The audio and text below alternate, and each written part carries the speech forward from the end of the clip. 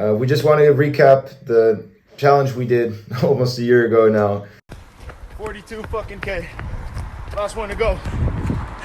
It's not about how you start, motherfuckers. It's how you finish. So we quickly just wanted to kind of share with you where the money went to, our experience, and we're going to try and keep it short. So just bear with us.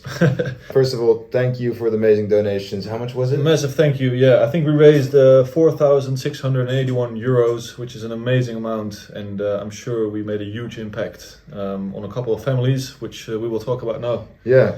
So yeah, the total amount was split up in kind of packages of 700 so that we could make a huge impact on like an individual family. The rest of like the 500, the remainder, was split up between us, and we gave that away in like bills of 50, I think. Yeah, just to some homeless random people. Yeah. we thought needed some help. Yeah.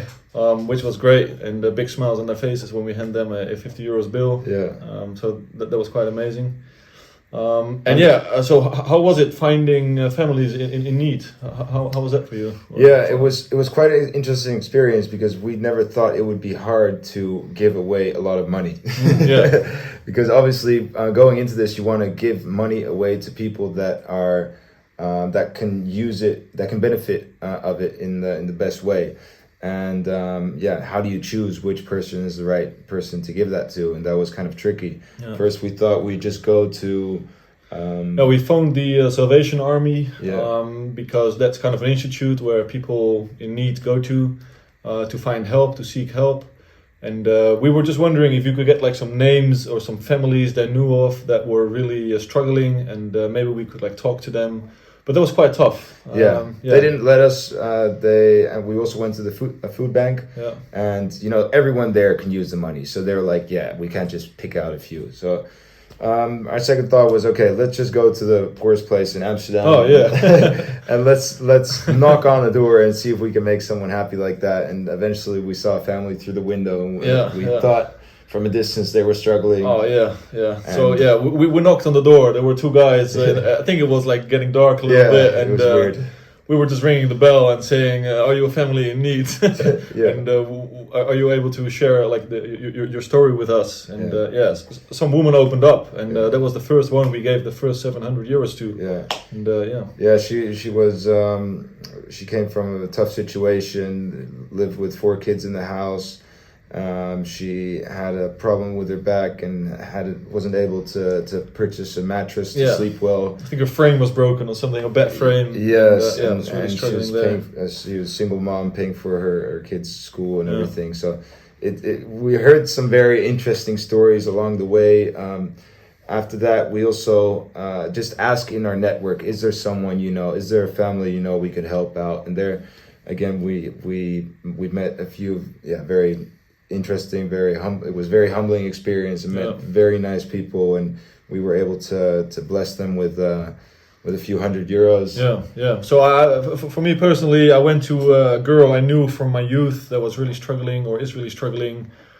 Had a really unfair start, and when I gave her the 700 euros, I started crying just right in front of her because I was so happy for her that she could spend some money on just whatever she wants to, right? And I think that was the whole point, to kind of everyone. It was winter as well. Everyone, it was cold, it was dark, and it was just so nice to see this little spark in this girl's eyes, and it was really amazing. Yeah, and that was the idea from the get-go. All right, we wanted to raise money for people that had a very tough year or maybe a tough few years, and give them a sense of hope, give them a little bit of that feeling, and also be very how do you say, betrokken, involved in giving that. So not just giving it to a random charity, but just literally being there, talking with the person, giving them the money, feel their emotions, and hear their feel story, their struggle, and from that point, it was a complete success. Yeah.